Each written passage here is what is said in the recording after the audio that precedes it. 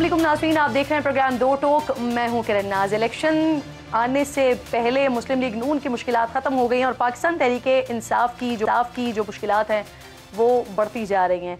नैब ने 190 million pound case पे chairman PTI, उनकी अहलिया बुशरा बीबी, प्रॉपर्टी टाइकून मलिक रियाज समेत दीगर मुल्जिमान के खिलाफ जो रेफरेंस है वो दायर कर लिया है। अब दूसरी तरफ एवनफील्ड के बाद अल-अज़ीज़िया रेफरेंस में भी मियाँ साहब की बरियत हो गई है, उसकी उम्मीदें बल्कि रोशन हो गई हैं। इस्लामाबाद हाई कोर्ट 7 दिसंबर को नवाज शरीफ की अपील पर समाअत करने जा रहा है। कल ही पीटीआई के इंट्रा पार्टी इलेक्शन भी होने जा रहे हैं और इसके लिए चेयरमैन पीटीआई की दस्तबरदारी के बाद चेयरमैनशिप के लिए बैरिस्टर गौहर वो मैदान में है और अब तक उनके मुकाबले में कोई उम्मीदवार सामने नहीं आया है। किसी ने अपने कागजात नामजदगी जमा नहीं करवाया। अलबत्ता पार्टी के अंदर से आवाज़ें अंदरून खाना ज़रूर आ रही हैं। इंट्रा पार्टी इलेक्शन का सुनकर पीटीआई के जो बानी रुकन एस बाबर साहब वो पहुंचे पार्टी के ऑफिस, लेकिन वहां पर उनको उस तरह से एंटरटेन नहीं किया गया कि अगर कोई पाइनियर आ रहा है तो उसको जिस तरह से एक एंटरटेन किया जाना चाहिए था उस तरह की ट्रीटमेंट उनको नहीं दी गई। उनका ये शिकवा है। सियासी गहमी में जो एक अच्छी खबर आ रही है वो दोस्त मुल्क से आ रही है और वो है इमारात से 20 से 25 अरब डॉलर की सरमायाकारी। और नाजरीन, जो इसमें अच्छी बात है, जो खुशी की बात है वो ये कुछ महीनों की बात नहीं है बल्कि ये कुछ रोज़ की दूरी पर है। पाकिस्तान में जो तैनात है इमाराती काउंसिल जनरल, उन्होंने इस हवाले से क्या बताया है, क्या कहा है, पहले ज़रा ये सुनिए, फिर इस पर डिस्कशन भी करेंगे।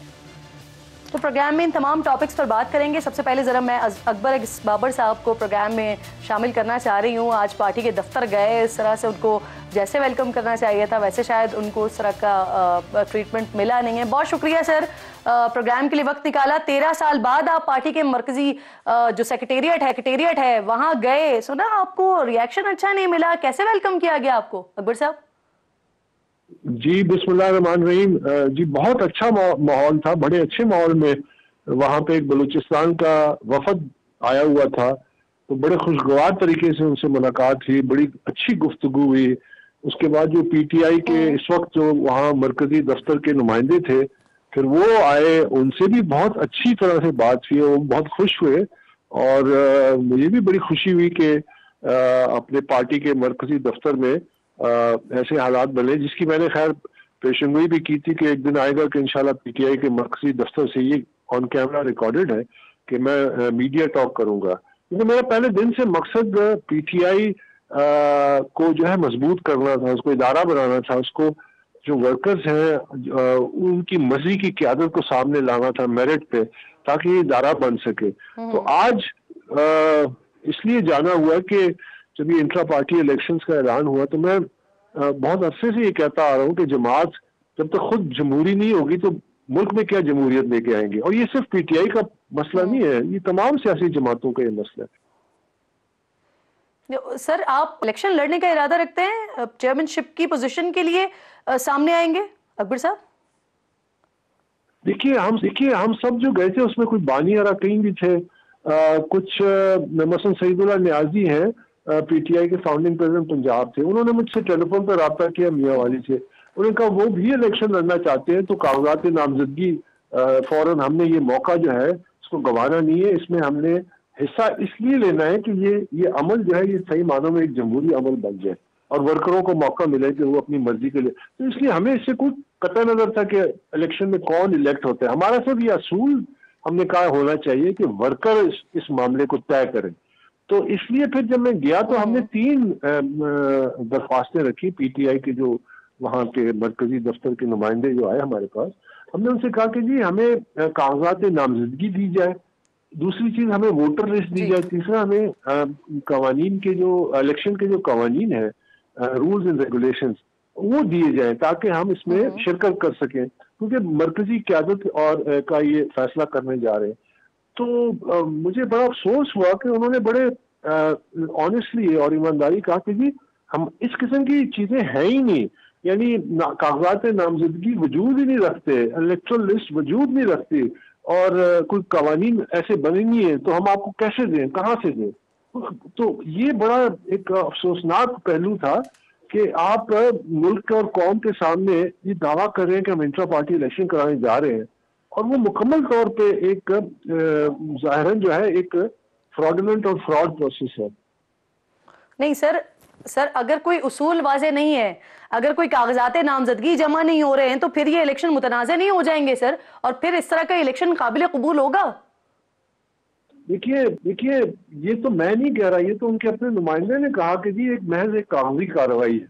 ये रिकॉर्डेड है, क्योंकि हमारी जो गुफ्तगू थी वो ये जो बातें तमाम रिकॉर्ड हुई हैं। तो अब जब वो खुद कह रहे हैं कि जी ये महज एक कागजी कार्रवाई है, तो आप इससे अंदाजा लगा लीजिए कि इलेक्शन कमीशन ऐसे मामलात पे इसको कैसे तस्लीम करेगी। और जहां तक हमारा ताल्लुक है, तो हमारी अब ये जिम्मेदारी बनती है कि ये तमाम मामलात हम इलेक्शन कमीशन के सामने रखें कि ये हकायक हमने देखे, हम इसमें हिस्सा लेना चाहते थे, ये बुनियादी चीजें हमने मांगी। क्योंकि कुछ लोग पीटीआई के टीवी पे आके लोगों को गुमराह करते हैं, वो कहते हैं कि जी अकबर बाबर तो पार्टी में है ही नहीं। तो मेरा तो इलेक्शन कमीशन का फैसला है 17 मई 2017 का, सिंगल बेंच इस्लामाबाद हाईकोर्ट का फैसला है, डबल बेंच इस्लामाबाद हाईकोर्ट का फैसला है कि अकबर बाबर पाकिस्तान तहरीक इंसाफ का कारकुन है। तो आप मुझसे और हम जैसे और जो कई लोग हैं जो हमारे साथ भी गए थे एक वफद की सूरत में, आप हमसे ये या किसी भी पीटीआई मेंबर से ये आप कैसे ले सकते हैं कि वो इलेक्शन में हिस्सा ही ना लें, क्योंकि कवानीन ही तय हुए, नामजदगी के कागजात ही नहीं है, वोटर लिस्ट नहीं है। वो कह ये मैंने एक ऑनलाइन वो बस वही लोग आ जाएंगे। तो मतलब आप अंदाजा लगाइए कि असली चीज जो सामने है वो बड़ी अफसोसनाक है कि ये मुकम्मल तौर पे एक फ्रॉडुलेंट इंट्रा पार्टी इलेक्शन होने जा रहे हैं। सर तो सर कल फिर आप इंट्रा पार्टी इलेक्शन को चैलेंज करने जा रहे हैं? नहीं, कल तो देखिए इलेक्शन कमीशन ने जाहिर है अभी इनको 20 दिन दिए, और साथ ही फिर कहा है कि 20 दिन के 7 दिन बाद वो रिपोर्ट जमा कराएं इलेक्शन कमीशन में। तो जाहिर है इलेक्शन कमीशन भी चाहेगा कि ये अपना इस अमल को मुकम्मल करें और फिर उसके बाद रिपोर्ट जारी करें। उस वक्त फिर ये ऐन मुमकिन है कि हम भी इलेक्शन कमीशन में ये हकायक इलेक्शन कमीशन के सामने लाएं, और फिर जो इलेक्शन कमीशन फैसला करता है जाहिर है वो फिर उनका जो आईनी इख्तियार है उसके मुताबिक करेंगे। सही, बहुत बहुत शुक्रिया आपका। प्रोग्राम में साथ मौजूद थे अकबर एस बाबर साहब, मेरे मौजूद मेहमान। मुझे मजीद ज्वाइन कर चुके हैं दानियाल अजीज़ साहब, सीनियर रहनुमा पाकिस्तान मुस्लिम लीग नून के। आपको बहुत बहुत खुशामदीद कहती हूँ दानियाल अजीज़ साहब। बड़े अरसे के बाद आप किसी टीवी चैनल पर अब किसी टीवी शो में अपेयर हो रहे हैं और मेरे प्रोग्राम में अपेयर हो रहे हैं, तो उसके लिए मैं बहुत खुशामदीद आपको कहती हूँ। हाशिम डोगर साहब IPP के रहनुमा है, प्रोग्राम में मेरे साथ मौजूद हैं। एक और मेरे सीनियर मौजूद मेहमान सेनेटर वलीद इकबाल साहब, पाकिस्तान तहरीक इंसाफ से आपका ताल्लुक है, आप भी साथ मौजूद हैं। दानियाल अजीज़ साहब और हाशिम डोगर साहब, आप दोनों की इजाज़त से ज़रा मैं चाह रही हूँ कि मैं आगाज़ करूँ वलीद इकबाल साहब से, क्योंकि अभी अकबर एस बाबर साहब बात करके गए। वलीद इकबाल साहब अस्सलाम वालेकुम। सर अभी सुना आपने अकबर एस बाबर साहब को कह रहे हैं कि कोई वोटर लिस्ट नहीं है, कागजात भी जमा नहीं हो रहे, उसूल और कवानीन भी नहीं बने, तो सर ये किस तरह के कैसे इलेक्शंस हो रहे हैं, फिर नहीं मुतनाज़े हो जाएंगे? देखें जी, सबसे पहले तो मैं आपको अकबर एस बाबर साहब के साथ अपना एक तजर्बा बता देता हूँ, और ये मैं जिस तरह वो अपना एक तजर्बा बता रहे हैं ना, मैं आपको एक तजर्बा बता देता हूँ। और मैं तो चाहता था, आपने मुझसे तो पूछा ही नहीं, आप उनको लाइन पे रखते ताकि मैं उनके साथ मुनाजरा कर सकता। मेरे ख्याल में ये 2015 या 16 की बात है, इन्होंने एक ख़त लिखा था हमारे चेयरमैन को और उसमें कुछ शिकायतें की थी।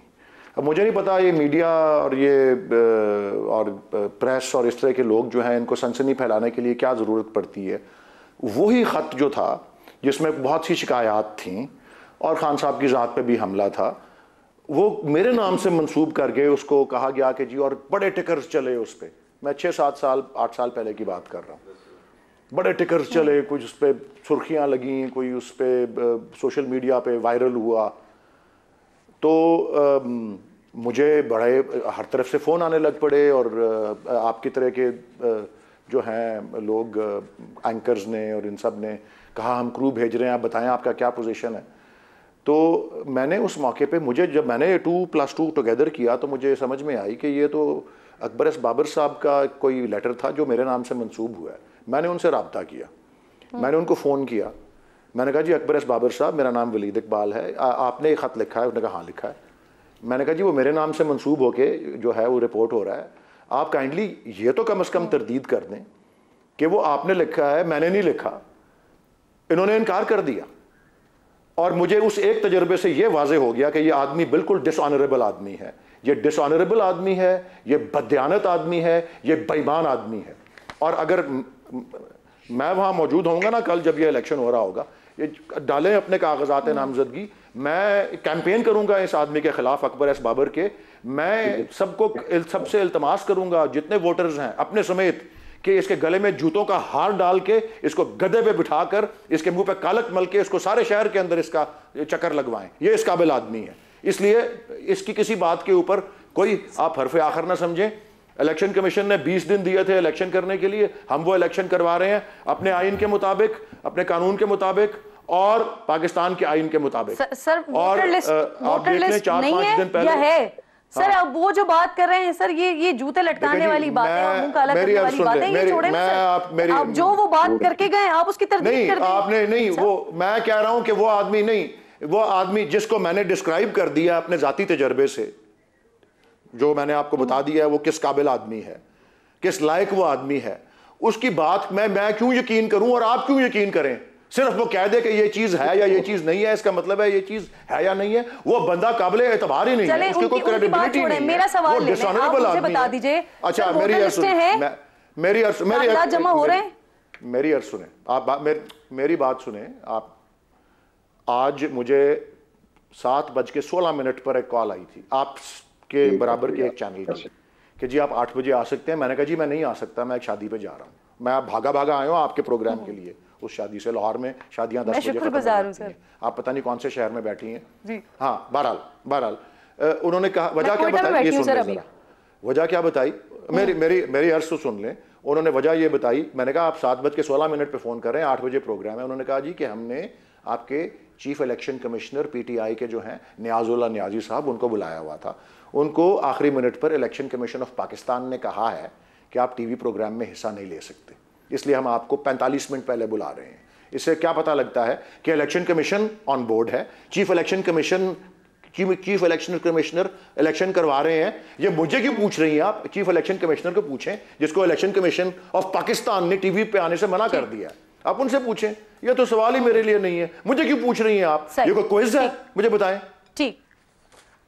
ठीक चलें सर, ठीक है। अब मैं बाकी मेहमानों से भी पूछ लेती हूँ। बहुत शुक्रिया दानियाल अजीज साहब। सर सबसे पहले तो क्योंकि काफी दिनों के बाद आप टीवी पर अपेयर हो रहे हैं, सबसे पहले अपने बारे में बताइए, तबीयत कैसी है सर आपकी? बेहतर है जी, इलाज में जारी है। ये अभी भी मेरे हाथ पे फिक्सेटर लगा हुआ है, लेकिन वैसे मैं ठीक हूँ। अल्लाह ताला सेहत दे आपको। सर ये बताइए, ये मुल्क में इंतखाबी हल्का बंदियां मुकम्मल हो गई हैं, हतमी फहरिस्त भी जारी हो गई है, चीफ इलेक्शन कमिश्नर ने आज खुद कह दिया है, शेड्यूल भी जारी कर दिया है, जल्द जारी कर देंगे। चीफ जस्टिस खुद अपने फैसले के हवाले से कह रहे हैं कि अगर इलेक्शन के इल्तिवा के हवाले से किसी को गुमान भी हो रहा है, उस पर डिस्कशन भी कोई करना चाहता है तो जाके अपनी बीवी से करे। उसके बावजूद भी सर ये इलेक्शन के हवाले से अफवाहें आगे बढ़ेंगी। आपको लगता है कि अब ये जो वोटर लिस्ट है, लिस्टों की बात इलेक्शन कमीशन ने कर दी है, इससे ये अफवाहें दम तोड़ जाएंगी? जब तक शेड्यूल नहीं आएगा जी, तब तक तो आपको पता है शैतान को भी आखिरी वक्त तक अल्लाह ताला ने इजाज़त दी हुई है। तो इसका मतलब ये है कि 6 में गोइयाँ तो चलती रहेंगी, लेकिन मेरा ख्याल है कि इम्कानात यही हैं कि अब हम इलेक्शन की तरफ जा रहे हैं, मेनली बिकॉज जो पूरा सिस्टम है पाकिस्तान का वो गेयर अप हुआ है इस काम के लिए। सही। हाशिम डोगर साहब बहुत शुक्रिया। अस्सलाम वालेकुम सर। सर ये फरमाइए, ये खबरें कहाँ से निकल आती हैं, कहाँ से आ जाती हैं? इलेक्शन के इल्तिवा की खबरें आ रही हैं, कौन कोशिशें कर रहा है सर इस वक्त में? जी वालेकुम सलाम, बहुत शुक्रिया। मुझे तो खुद अंदाज़ा नहीं है, क्योंकि इस वक्त जो मुल्क की, जो मैं समझता हूँ जो सबसे अहम ज़रूरत है, वो तो ये है कि यहाँ पे इलेक्शंस हों और इलेक्शंस के नतीजे में गवर्नमेंट्स आएँ, वफाक में भी और चारों सूबों में भी। उसके बाद ही हम कुछ इस्तेकाम का सोच सकते हैं, कुछ बेहतरी का सोच सकते हैं। एक तो मैं आपके प्रोग्राम के तवस्सुत से ये जो पिछले 3-4 दिन में कुछ एफर्ट्स हुई और उसमें विजिबली हमें नज़र आया कि जो मुल्क के सिपहसालार हैं, तो ये जो एफर्ट्स हो रही हैं बैरून मुल्क, और आपने खुद भी एक सवाल सुनवाया कि काफ़ी बड़ी एक रकम पाकिस्तान में इन्वेस्ट होने जा रही है। तो मुल्क की इस वक्त सबसे अहम ज़रूरत तो यही है। तो अगर इसके अंदर आपने तसलसल रखना है तो उसके लिए तो मैं समझता हूँ कि अब आपको इलेक्शंस करवा देनी चाहिए। और जो गवर्नमेंट्स होंगी, जो एक आपके obviously there is lot of difference, जो एक स्टेटस होता है एक केयर टेकर वजीर आजम का, या एक जो बाकायदा अवाम के वोटों से इलेक्ट होके आए, तो हमें उसकी तरफ बढ़ना चाहिए ताकि दुनिया के दूसरे ममालिक के साथ हम मिलजुल के और आपके मुल्क की जो एक स्टेटस है ओवरऑल वो डेमोक्रेटिकली बेहतर होना चाहिए। हाशिम साहब हाशिम साहब, तहरीक इंसाफ में इंट्रा पार्टी इलेक्शन होने जा रहे हैं सर, कुर्बानी देने वाले कारकुन वो दिखाई नहीं दे रहे हैं, इसको किस तरह से देख रहे हैं आप? क्या अगली असेंबली में भी हम तहरीक इंसाफ की तरफ से वकला को ही बैठे हुए देखेंगे? मैं वकला को तो खैर नहीं मैं कुछ इसमें टारगेट करना चाहता, मगर इसमें अब एक तो मैं खैर उस जमात का हिस्सा नहीं हूँ, मेरी तरफ से मुझे तो कोई सरोकार नहीं है कि वो जिसको भी ये ओहदा दे दें, मगर बहुत बेहतर होता कि कोई पार्टी की ऐसे शख्सियत होती जो हमें नजर आई होती। अभी मैं खुद 5-6 साल हिस्सा रहा हूँ और बाकायदा बहुत करीब भी रहा हूँ जब मैं वजीर दाखिला था। तो मुझे तो आज यकीन करें कि ये जितने भी हम वकला हजरात के नाम देख रहे हैं, मुझे तो मेरी तो कम से कम किसी से भी शनासाई नहीं है। तो हैं ऐसे लोग जो 9 मई के वाकयात में भी मुलव्वस नहीं थे, और मैं समझता हूँ कि ये जो कदम अब उठाया जा रहा है, अगर 9 मई के बाद ये फौरन उठा लिया जाता और कुछ ऐसी उस वक्त एक ऐसा सेटअप क्रिएट कर दिया जाता, तो शायद आज पीटीआई जहां पे खड़ी है इससे बहुत बेहतर पोजीशन में खड़ी होती। सही सही। अब सेनेटर साहब ये बताइए सर, कल तहरीक इंसाफ के इंट्रा पार्टी इलेक्शन होने जा रहे हैं, और अब आप ये नहीं कहिएगा कि मुझसे पूछने वाला सवाल नहीं है, ये आप ही से पूछने वाला सवाल है सर। चेयरमैन के लिए इमरान खान की जगह पार्टी में नए आने वाले वकील हैं सर, वलीद इकबाल क्यों नहीं है, शफकत महमूद क्यों नहीं है? पार्टी के अंदर भी तो इस फैसले पर तनकीद हो रही है ना। देखें जी, आप सवाल उठाने को तो किसी का भी सवाल उठा सकती हैं, ये क्यों नहीं है या वो क्यों नहीं है। आप ये क्यों नहीं पूछती कि जी वो अनवारुल हक काकड़ क्यों प्राइम मिनिस्टर है और कोई रिटायर्ड जज सुप्रीम कोर्ट के वो क्यों नहीं है, या वो इस तरह क्यों नहीं है या उस तरह क्यों नहीं है। ये तो आप सवाल तो बहुत से उठा सकती हैं। आपने ये सवाल नहीं मुनासिब समझा पूछना कि अवामी नेशनल पार्टी के अंदर वली खान के बाद इसफंदियार वली आता है और फिर इसफंदियार वली के बाद उसका बेटा आता है, और जुल्फ़िकार अली भुट्टो के बाद बेगम नुसरत भुट्टो बनती हैं चेयरपर्सन, और उसके बाद बेनज़ीर भुट्टो बनती हैं, और उसके बाद आसिफ ज़रदारी बनते हैं और बिलावल भुट्टो बनता है, और फिर आपने ये नहीं पूछा कि मियाँ नवाज शरीफ बनते हैं और उसके बाद शहबाज शरीफ बनते हैं, उसके बाद मरियम नवाज़ बनती हैं, उसके बाद हमजा शहबाज बनते हैं। आपको तो खैर मकदम करना चाहिए ऐसी एक चीज़ का कि एक हीरो हैं, कौमी हीरो, और उन्होंने एक पार्टी बनाई है जो एक तीसरी कुव्वत बन के आई है 2 पार्टी निजाम के अंदर, जो कि पाकिस्तान में नहीं सर, मैंने वैसे ये नहीं, मैंने मेरा वलीद इकबाल साहब मेरा सवाल बांग्लादेश में मैंने ये सवाल ही नहीं किया कि उनकी जगह अलीमा खान क्यों नहीं, उनकी जगह बुशरा बीबी क्यों नहीं। मैंने तो ये सवाल किया है कि वफादार जो थे वो जी जी जी जो पुराने वफादार थे वो क्यों नहीं है, अली मोहम्मद खान क्यों नहीं है, वलीद इकबाल क्यों नहीं है? सर भाई आप देखें, मैंने तो अपने आप को नहीं महसूस किया कि मुझे कोई ज़रूरत है अपने आप को पार्टी इलेक्शन में एक कैंडिडेट के तौर पे पेश करने की। मैं आपको अपनी ज़ात के हाले से जवाब दे देता हूँ। मुझे मेरी पार्टी ने इतना बड़ा एजाज़ दिया है, पाकिस्तान का ऐवान बाला जो कि सेनेट ऑफ पाकिस्तान कहलाता है, उसमें आप पंजाब जैसे सूबे के अंदर जहाँ पे 370 के करीब वोट होते हैं, बलूचिस्तान में नहीं जहाँ 50 वोट होते हैं, जिसमें से आप 7-8 वोट खरीद करके चेयरमैन सेनेटर बन जाते हैं, जहाँ 40-45 वोट चाहिए होते हैं सेनेटर बनने के लिए। एक पार्टी के सपोर्ट के बगैर आप नहीं बन सकते सेनेटर। मुझे इतना बड़ा एजाज दिया हुआ है, मुझे क्या जरूरत है कि मैं अपने आप को किसी और के लिए रास्ते में खड़ा हूं, और लोगों को मौका मिलना चाहिए। मैं कायमा कमेटी का, दिफा की कमेटी का चेयरमैन मुझे बनाया मेरी पार्टी ने, इंसानी हकूक की कमेटी का सेनेट का, इतने ज्यादा एजाज मुझे याद आ रहा है इस तरह की तनकीद आप लोग जब PMLN पे किया करते थे, साद रफीक साहब और दीगर लोग, ख्वाजा आसिफ साहब, जब वो कहते थे कि नहीं हमें जरूरत नहीं है, तो फिर आप उन पर तनकीद किया करते थे कि ये गुलामाना सोच है। सर आप लोग ही क्या करते थे, आज आप इस बात पर फख्र कर रहे हैं कि जहां आपकी पार्टी ने आपको पहुंचा दिया, वो आपका सवाल क्या होता था? आपका सवाल क्या होता था? आपका सवाल ये होता था कि ये जो अपना 40-40 साल 45-45 साल आप लोग जो सर्विस करके आए हैं, और ये इनकी बेटी जो है ये आगे आ गई है, जिस तरह चौधरी निसार अली खान ने कहा, मैं उनका एहतराम करता हूं। उन्होंने कहा कि जी मैं अपने आधी उम्र की शख्स के यस सर और यस मैडम नहीं कह सकता क्योंकि वह किसी की औलाद है। ये सवाल आप ये सवाल करती थी तो ये जवाब आता था। मैं तो कह रहा हूं कि मैं चाहता हूं कि पार्टी में और लोगों को मौका मिले कि वो ऊपर आए, और बिल्कुल एक बड़ा अच्छा काम किया है और ये बड़े अच्छी चीज है। और मेरे ख्याल में पॉइंट आ गया आपका, मुझे मौका दीजिए ना खड़ा हो। अच्छा मुझे इजाजत दीजिए ना। दानियाल अजीज साहब, कल आपने सर तनकीद किया है एहसन इकबाल साहब पर, उनको महंगाई के जिम्मेदार करार दिया है, और आज आप किस बात पे और आप क्यों ये तनकीद कर रहे हैं, उस तरह का कोई जवाब एहसन इकबाल साहब ने दिया है। पहले जरा ये जवाब सुने, फिर इस पर बात करते हैं। सुनवाइए सर। किन लोटों को आप टिकट दिलवाना चाह रहे हैं? मैं तो किसी लोटे को टिकट नहीं दिलवाना चाह रहा, लेकिन ये जो जिनका जिक्र ये कर रहे हैं मेरे ख्याल में वो अवैस कासम खान साहब हैं। तो जब एहसन इकबाल साहब के बेटे की इलेक्शन की बारी थी और उनको वोट चाहिए थे, उस वक्त तो वो लोटे नहीं थे, उस वक्त तो वो बिल्कुल पाक और आमीन थे। और अफसोस की बात यह है कि जो असल बात है कि महंगाई पाकिस्तान में कंट्रोल कैसे होनी है, जो कि अवाम इस बात की तलब है। और अफसोस से मुझे कहना पड़ता है कि जो हमारी बाकी सियासी जमातें हैं उन्होंने अभी तक तो कम से कम कोई मरबूत प्रोग्राम सामने नहीं लाए हैं जिससे इस चीज़ को टैकल करना है। और जब आप सर्वे देखते हैं, तमाम तर ये निजी इदारे जो हैं ये सर्वे कर रहे हैं आजकल, इसमें भरपूर अंदाज में 70%, 74%, 76% लोग जो वोटिंग पब्लिक है वो कह रहे हैं ये उनका नंबर 1 इशू है। और उसके बाद अगर कोई इशू है तो वो बेरोज़गारी है। तो अगर हमने इलेक्शन में उतरना है तो इन चीज़ों के लिए हमारे पास एक बड़ा अच्छा और मजबूत बिलीवेबल क्रेडिबल प्लान होना चाहिए कि हम किस टाइमलाइंस के ऊपर इस चीज़ को नीचे लाएंगे। जी जी सर, आप जो महंगाई की बात कर रहे हैं वो तो फिर फाइनेंस मिनिस्ट्री से लिंक करती है ना। उसके लिए मिफ्ता इस्माइल साहब थे, उसके लिए इसहाक डार साहब थे, लेकिन कैटेगोरिकली आपने एहसन इकबाल साहब को क्यों क्रिटिसाइज किया? एक तो ये वाली बात, फिर दूसरी बात ये कि क्या नारोवाल से एहसन इकबाल साहब अपने बेटे को टिकट दिलवाना चाहते थे? ये दोनों बातों का जवाब मैंने आपसे लेना है, लेकिन मेरे पास ब्रेक आ गया, मुझे ब्रेक लेना है, ब्रेक के बाद वापस आती हूँ।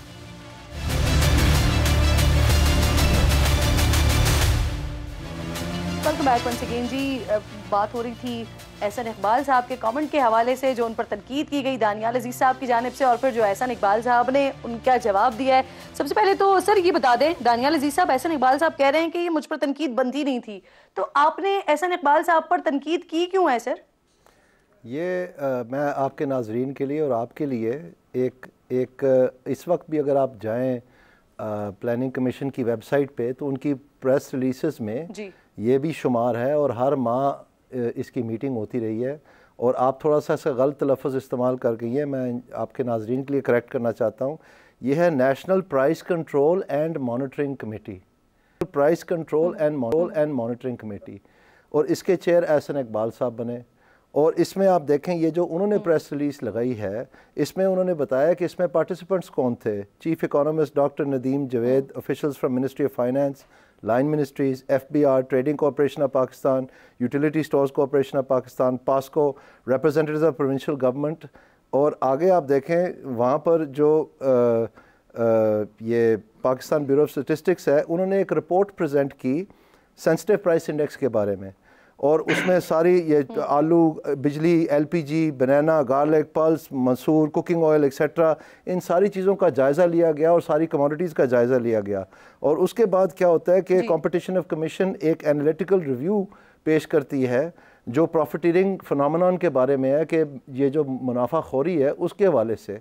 और आखिर में क्या है कि मिनिस्ट्री ऑफ इंडस्ट्रीज़ एक प्रेजेंटेशन देती है प्राइस कंट्रोल के बारे में कि पाम ऑयल की प्राइसेस, इंटरनेशनल मार्केट का इम्पैक्ट क्या हो रहा है वगैरह वगैरह। और उसके बाद जो माशाल्लाह उस वक्त के चेयरमैन थे एहसन इकबाल साहब, उन्होंने हदायत दी उनको कि आप स्ट्रिक्टली प्रॉफिटियरिंग को रोकें और प्राइसेस को नीचे ला के तो लोगों को रिलीफ दें। तो मुझे ये बताया, अगर ये इसका इनका ताल्लुक़ नहीं था तो ये सारी लाइन मिनिस्ट्रीज़, ये सारे अदारे, ये तमाम चीज़ें, और ये ख़ुद चेयर कर रहे थे और हदायत भी कर रहे थे, तो फिर ये क्या कर रहे थे? मैं समझता हूँ कि इतने सीनियर ओहदे पे रह के और इतनी सीनियर मिनिस्ट्री में रह के तो इस तरह से बात को जो है ना टालना वो कोई मुनासिब नहीं है। दानियाल साहब, अगर आप एहसन इकबाल साहब को महंगाई का जिम्मेदार समझते हैं तो उनके साथ वज़ीर आज़म साहब भी थे, वज़ीर ख़जाना भी थे, उन दोनों को भी फिर आप जिम्मेदार समझते हैं? नहीं, उनका मैंडेट नहीं था। अगर आप इसके TOR पढ़ें तो उसमें वाज़े लिखा हुआ है कि ये किसने काम करना है। तो ये नेशनल प्राइस कंट्रोल, नेशनल क्यों है? आप लोग वो लफ्ज़ भी पी जाते हैं कि कोई मॉनिटरिंग कमेटी थी, ये नहीं है, ये नेशनल प्राइस कंट्रोल थी जिसमें सारे सूबे भी मौजूद थे, सब मौजूद थे। तो ये बिल्कुल दुरुस्त है कि आखिरकार वो मान जाएंगे कि हाँ जी मैं उसका चेयर भी था, हाँ जी वहाँ पर हर महीने हम मीटिंग भी करते थे, हाँ जी मैं हदायत भी करता था। अब पाकिस्तान में रिकॉर्ड महंगाई हो गई है। मैं आपको बता देता हूँ आपके नाजरीन के लिए कि ये सब जो ये नेशनल प्राइस कंट्रोल और मॉनिटरिंग कमेटी है, ये सब फजूल है। इससे कोई प्राइस कंट्रोल नहीं हो पानी है। लेकिन कहने का मकसद ये है कि अगर वो ये बात कहते हैं कि पीटीआई ने ये महंगाई की है, तो फिर इस मॉनिटरिंग और प्राइस कंट्रोल मीटिंग में सबसे पहले ये तहकीकात होनी चाहिए थी और ये बयान होना चाहिए था कि पीटीआई की हुकूमत ने इन मद्दों में महंगाई का बाजार गर्म किया है जिसका हम खमियाजा भुगत रहे हैं। वो मैं आपको बताऊंगा, ये नहीं है कि ख़त्म हो रही है ये बातचीत, आज तो शुरू हुई है ना बात, ये भी मैं सारी डिटेल आपको बताऊंगा। लेकिन कहने का मकसद ये है कि ये नाअहली जो है जिसकी वजह से पाकिस्तान की आवाम को तबाही का बायस बनना पड़ा और हमें एक हमारी सियासी साख को ठेस पहुंची, ये चीज़ जो है अगर हम आगे जाएंगे, बात तो अब सॉल्यूशंस की है, आवाम को सॉल्यूशन चाहिए, लोगों के पास 2 वक्त की रोटी नहीं है और उनको सॉल्यूशन चाहिए। तो अगर हम अपनी माजी पे नज़र नहीं लगाएंगे और इस चीज़ का सॉल्यूशन नहीं सामने लाएंगे तो फिर हम आवाम किस प्रोग्राम के साथ जाएंगे। और मैं आपसे कहूँगा, आपने वलीद इकबाल साहब की काफ़ी लंबी बात सुन ली है, ये बड़ा अहम इशू है। अगर आप थोड़ा मौका दें, थोड़ी सी आवाम की भी बात कर लेते हैं ना, सिर्फ मतलब आपके जो भी आपने सोचा हुआ है वो नहीं। तो मैं आपसे ये अर्ज़ करना चाहता हूँ कि पाकिस्तान में जो बाकी सियासी जमातें हैं उनकी तरफ से भी कोई प्रोग्राम सामने नहीं आया। अब मैं आपसे ये कहना चाहता हूँ कि मीडिया का जो रोल है वो ये है कि इनसे उगलवाएं। पिछली दफ़ा पीटीआई ने सिर्फ 100 डेज का एजेंडा दिया, इनसे तो मैनिफेस्टो भी नहीं बना, वो भी एक ब्यूरोक्रेट ने बना के दिया था। तो मैं आपसे ये कह रहा हूँ कि इनसे उगलवाएं कि इनका क्या प्लान है, किस तरह से महंगाई नीचे लानी है। वहां पर सारे खामोश हो जाते हैं। तो मैंने तो ये जब से मुझे दूसरी जिंदगी मिली है, जब से मुझे दूसरी जिंदगी मिली है, मैंने ये अहद कर लिया है कि मेरी जिंदगी का मिशन है कि मैंने महंगाई और बेरोजगारी का खात्मा यकीनी बनाना है पाकिस्तान में। इसलिए जो कुछ भी इस जद में आएगा उनको जवाब देना पड़ेगा। और अभी पीटीआई और पीपल्स पार्टी की जवाब बाकी है। इनकी तो मैं बताऊंगा कारकर्दगी क्या रही है, लेकिन मुझे अफसोस होता है कि हमारी जमात के जो सबसे सीनियर लोग हैं जो इस जगह पे थे वो ये बात कम्युनिकेट ही नहीं कर सके। और ये इंफॉर्मेशन फेलियर है हमारा कि हमारी जो इन्फॉर्मेशन की सारी तरीक़ाकार है वो भी सारा जो है वो फेल हो गया बुरी तरह के। ये बता ही नहीं सका कि ये पीटीआई ने किस तरह महंगाई की है। बिल्कुल ठीक, बिल्कुल ठीक सर। इसी बात का जवाब मैं लूंगी वलीद इकबाल साहब से। आप मुझे बताइए सर, क्या एहसन इकबाल साहब नारोवाल में अपने बेटे को टिकट दिलवाना चाह रहे हैं? इस बात की आप मुखालिफत कर रहे हैं? ऐसे ही मैंने तो अभी किसी की कोई मुखालफत नहीं की। और मैं सिर्फ ये कहना चाहता हूँ कि ये टिकटें जो हैं उस वक्त जब सितंबर की 28 तारीख को 2022 में, उस वक्त ये टिकट कहाँ थी? जिस वक्त मेरे वालिद साहब की बरसी हुई है और मैंने ये ऐलान किया है कि मैंने ऐलान जंग कर दिया है और जिहाद करना है महंगाई और बेरोज़गारी के ख़िलाफ़ नवंबर की 21 तारीख को, उस वक्त तो टिकटों की कोई बात ही नहीं थी। सो कहने का मकसद ये है, ये मीटिंग्स मैंने तो नहीं की, ये सारी कार्रवाई मैंने तो नहीं की, पाकिस्तान की रिकॉर्ड महंगाई मैंने तो नहीं की, उसमें टिकटों का मसला कहाँ से आ गया? ये तो जवाब देना पड़ेगा। तो यानी सर अगर एहसन इकबाल साहब के साहबजादे को टिकट मिलता है नारोवाल से तो दानियाल अजीज को इस बात पे कोई एतराज नहीं होगा? बेशक मिले, उनको पता है कि किस किस ने अप्लाई किया हुआ है और लोगों ने भी अप्लाई किया है। और ये भी मैं आपको बताता चलूं कि जो जिन लोगों से अप्लाई करवाने की कोशिश की उन सब ने इनकार कर दिया और आखिरकार एक हार घिस पीट के इन्होंने बेचारे अपने बेटे को जो है ना वहाँ पर जमा करवा दिया। इसी तरह से हमने पहले भी इनको टेक्नोक्रेट सीट पे बिला मुकाबला ज़िले का चेयरमैन बनाया था, क्योंकि वो अनोखा लाडला खेलने को मांगे चांद, कभी उन्होंने पाँव नहीं धरा उस हल्के में। तो ये पता चल जाएगा इंशाल्लाह। लेकिन वो बात बिल्कुल अलहदा है, ये बात बिल्कुल अलहदा है। इन दोनों चीज़ों को मिक्स ना करें। आपका क्या ख्याल है कि जिसको भी ये टिकट मिलनी है ये महंगाई ठीक हो जानी? ठीक। हाशिम डोगर साहब बड़े पेशेंस के साथ बैठे हैं। हाशिम साहब, मैं आती हूँ आपकी तरफ क्योंकि एक एतराज उठाया है दानियाल साहब ने, तो मैं जरा वलीद इकबाल साहब से उस पर कमेंट ले लूँ, फिर एक अहम इशू की तरफ आपको लेकर चलती हूँ। वलीद इकबाल साहब प्लीज आंसर कीजिए सर मंशूर के हवाले से। जी, हमारा मंशूर जो है वो तकरीबन तैयार है और वो मंजर आम पे अनकरीब आ जाएगा। और दानियाल अजीज़ साहब ने अगर महसूस किया कि मुझे ज़्यादा टाइम मिल गया तो मैं अपना वक्त भी उनको देने के लिए तैयार हूँ और मैं उनको क्रेडिट इस बात का ज़रूर देता हूँ।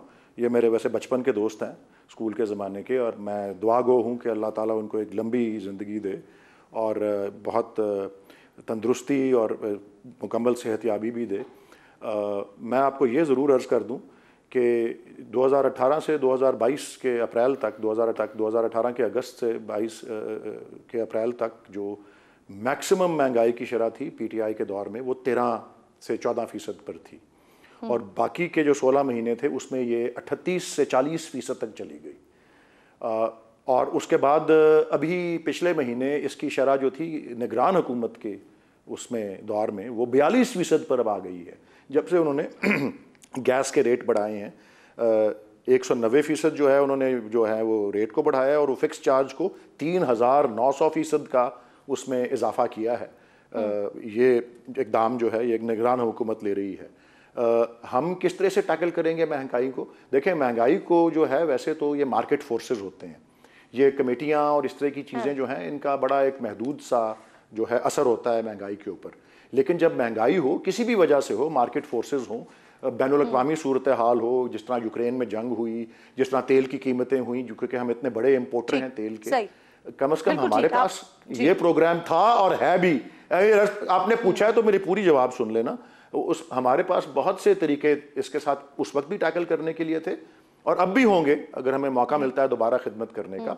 उसमें रिलीफ देने के टारगेटेड सब्सिडीज का पूरा प्रोग्राम तश्कील दिया हुआ था डॉक्टर सानिया निश्तर ने, जिसको अमल दरामद करने का मौका नहीं मिला। उससे पहले बदतरीन जो मेल्टडाउन इकोनॉमीज का दुनिया में हुआ कोविड के दौरान, उसको हमने टैकल किया एहसास प्रोग्राम के जरिए, उसके झैली प्रोग्रामों के जरिए। सो महंगाई बहुत ज्यादा होती भी है तो आप गरीब तबके के लिए रिलीफ के प्रोग्राम्स रखते हैं और हमने रखे थे और उनको रोल आउट किया था और उसकी दुनिया भर में पजीराई भी हुई थी। यहां तक कि अमेरिका के वजीर खजाना ने भी कहा था कि ट्रंप हुकूमत ने वही इकदाम अपनाए होते जो कि इमरान खान गवर्नमेंट ने पीटीआई के दौर में अपनाए हैं तो $10 ट्रिलियन का अपना फायदा पहुंचाते अपने जो है, जिस तरह वो जिसको कहते हैं वो जो कंट्रोल्ड लॉकडाउन्स थे या क्या वो लफ्ज़ मुझे ज़हन में नहीं आ रहा, उस तरह का जी।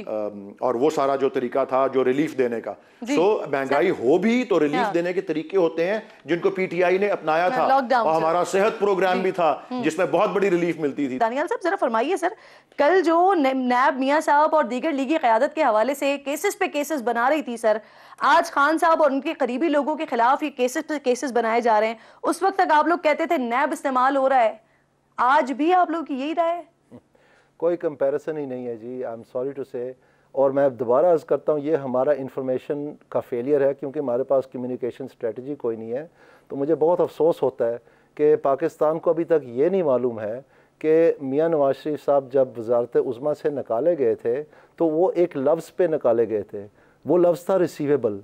और उस जजमेंट में ये लिखा गया था कि जो तनख्वाह बेटे से नहीं मिली वो रिसीवेबल थी। और ब्लैक्स लॉ डिक्शनरी में जो डेफिनेशन है रिसीवेबल की वो ये है कि रिसीवेबल भी एक एसेट होता है। और चूंकि इन्होंने ये एसेट नहीं डिक्लेयर किया, जो तनख्वाह नहीं ली, लिहाजा ये मिस डिक्लेरेशन ऑफ एसेट के तहत डिस्क्वालीफाई हो गए और वजारत उज़्मा से निकाल दिया।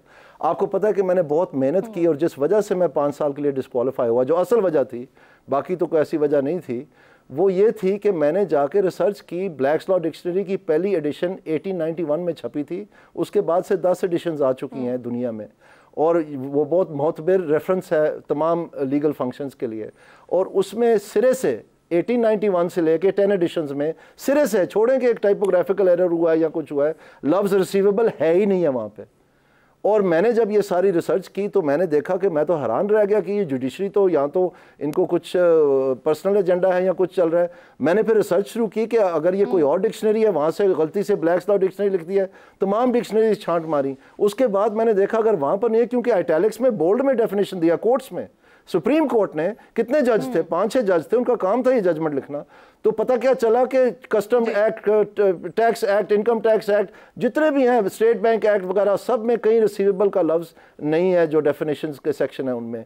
फिर एक रात को मतलब बिल्कुल फांक होके, तंग होके मैंने देखा कि मैंने गूगल में लफ्ज़ ब लफ्ज़ वही आइटैलिक्स वाला कोर्ट्स में जो जजमेंट में था वो डाल दिया और वो सीधा डायरेक्ट एक ही हिट आई, वो एक मज़ाहिया वेबसाइट पे ले गई जो वकीलों ने इंटरनेशनली बनाई हुई थी, एसोसिएशन ने, अपने मजाक करने के लिए। तो मैंने अगले रोज़ जाके तो PID में प्रेस कॉन्फ्रेंस कर दी और मैंने वो 10 एडिशन सामने रख दी ब्लैक्स लॉ डिक्शनरी की और तमाम ये एक्ट सामने रख दी, उसकी फ़ोटो कापियाँ करके मैंने बांट दी और मैंने स्क्रीन के ऊपर लगाया। मैंने उनको बोला मीडिया को कि आप भी अपने फ़ोन पे ये टाइप करें, ये जो जजमेंट में आया टैलेक्स में, आज भी आप करें तो वही कुछ होगा। तो वो आया, वो सीधा मज़ाहिया वेबसाइट पर चला गया तो सब हंसने लग गए। तो ये पाकिस्तान, इमरान खान साहब तो निकाले गए थे वोट ऑफ नो कॉन्फिडेंस से। हाँ, तो इसका क्या कंपैरिजन कर सकते हैं आप? ये टोटल एक, और ये कह चुके थे उनके प्रेसिडेंट जावेद हाशमी कि मुझे इमरान खान ने कन्फाइड किया है कि जुडिशरी के जरिए से हम मियां नवाज शरीफ को निकालेंगे और फिर वही हुआ। ठीक, सही। सर तो आप कैसे कंपेयर कर सकते हैं? क्योंकि लॉ को बहुत अच्छे तरीके से जानते हैं सर, ये जो बात कर रहे हैं कि जिस रिसीवेबल, जिस वर्ड के ऊपर नवाज शरीफ साहब को वजारत उज़्मा से निकाला गया था, सर उसके बारे में बताइए। वो कह रहे हैं तो लफ्ज ही नहीं है, उन्होंने छान मारी है किताबें लॉ की। मैं तो उनको दावत दूंगा कि एक और किताब लिख दें जिसके अंदर ये सारी जो है तफसील वो बयान कर दें। मैं समझता हूँ कि मियां नवाज शरीफ डिस्क्वालीफाई हुए थे, गलत बयानी की थी, और गलत बयानी जो होती है वो आप कोई गलत डिग्री के ज़रिए करें या कोई एक स्टेटमेंट के ज़रिए करें या किसी असासे को छुपा के करें या कोई वो ख़त दे के करें, जिस तरह वो कतरी हुकूमत का था, वो बहुत सी चीज़ें कंबाइंड थी। और बाय द वे इस शिक के नीचे बहुत से लोग जो हैं वो डिस्क्वालीफाई हुए हैं, सिर्फ वो वेल नोन नहीं थे।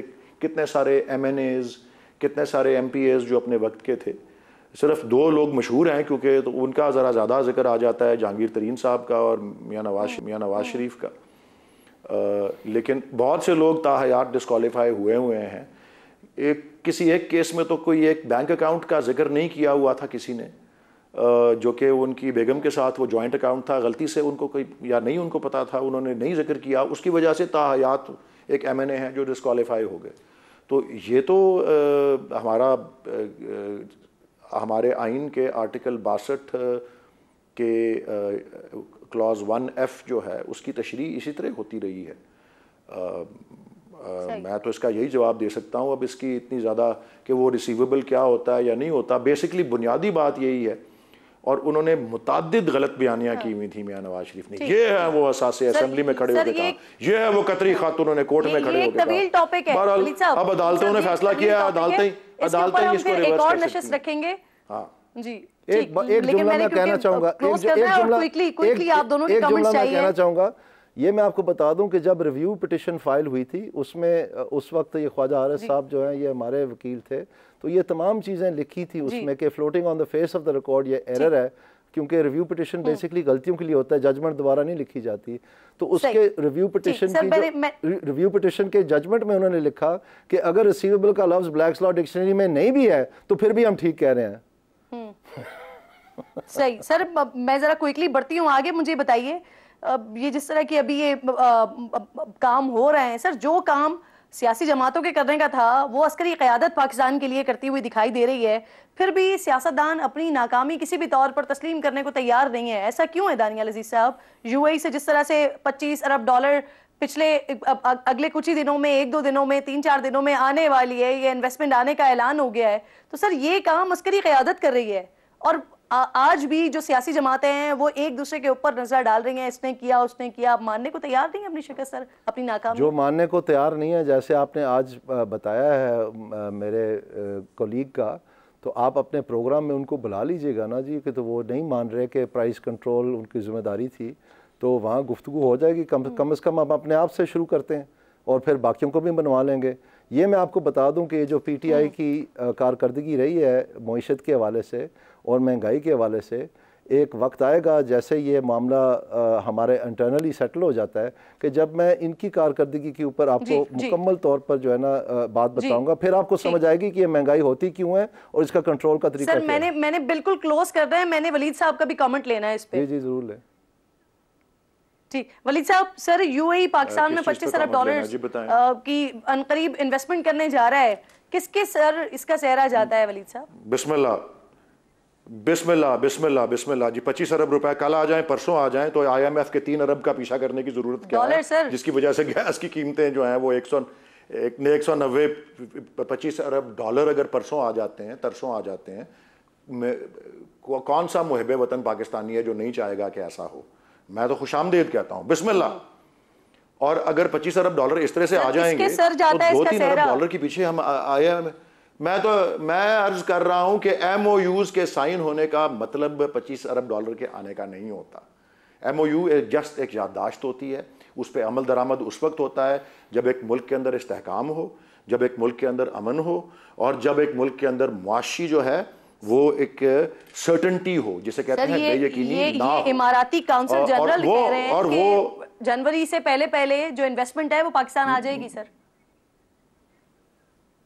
तो जब आएगी तो उस वक्त ना गुफ्तगू करें, मैं इसलिए अर्ज कर रहा हूँ ये, क्योंकि अभी तो नहीं ना आई, अभी तो ये कागज के ऊपर एक चीज ही लिखी हुई है ना कि आ रही है, या किसी का एक बयान ही है ना।